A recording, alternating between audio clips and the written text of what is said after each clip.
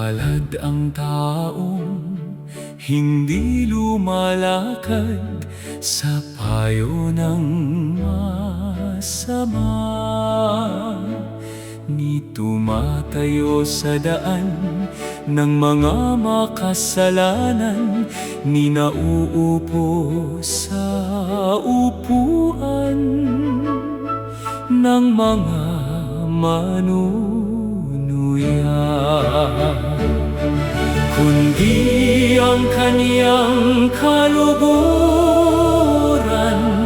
ay nasa kautusan ng Panginoon, at binubulay-bulay niya ang kaniyang kautusan.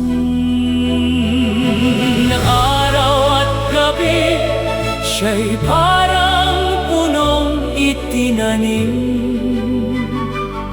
sa tabi ng mga agos ng tubig, na nagbubunga sa kaniyang kapanahunan. Ang kaniyang dahon ay hindi nalalanta, at anuman ang kaniyang gawin ay giginhawa.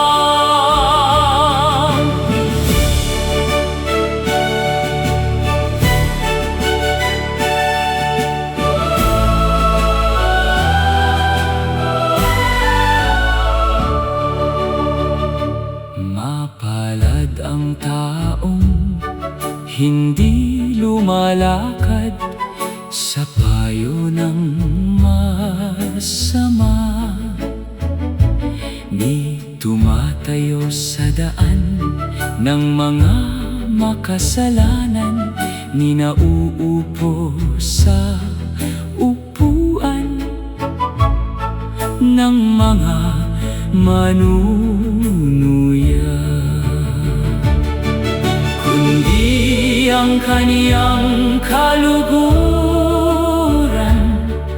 ay nasa kautusan ng Panginoon, at binubulay-bulay niya ang kaniyang kautusan.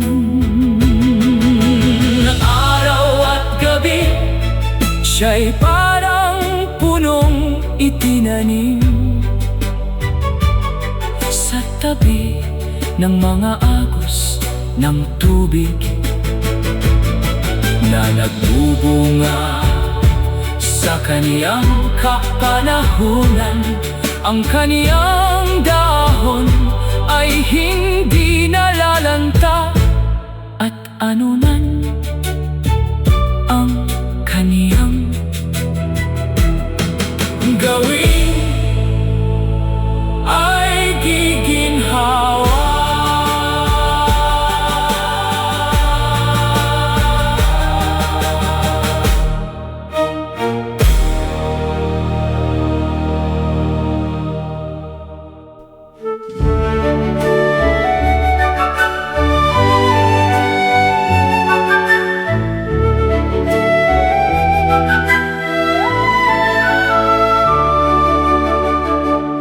Mapalad ang taong hindi lumalakad sa payo ng masama, ni tumatayo sa daan ng mga makasalanan, ni nauupo sa upuan ng mga manunuya, kundi ang kaniyang kaluguran ay nasa kautusan ng Panginoon, at binubulay-bulay niya ang kaniyang kautusan araw at gabi. Siya'y parang punong itinanim sa tabi ng mga agos ng tubig na nagbubunga sa kaniyang kapanahunan.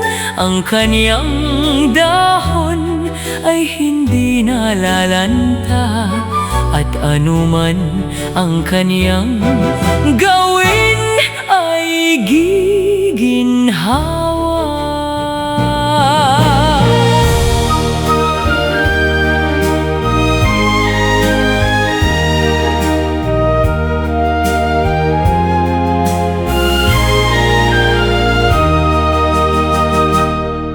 Mapalad ang taong hindi lumalakad sa payo ng masama,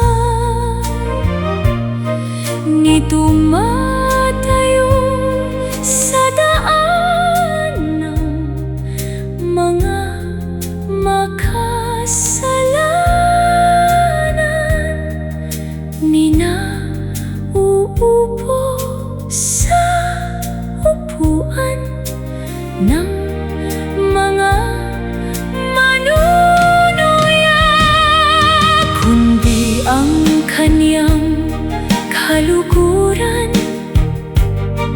ay nasa kautusan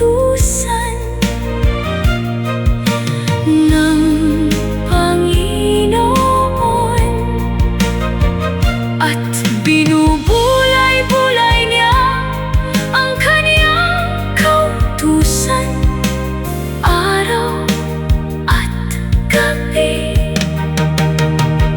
Siya'y parang punong itinanim sa tabi ng mga agos ng tubig na nagbubunga sa kaniyang kapanahunan. Ang kaniyang dahon ay hindi nalalanta, at anuman ang kaniyang gawin ay giginhawa.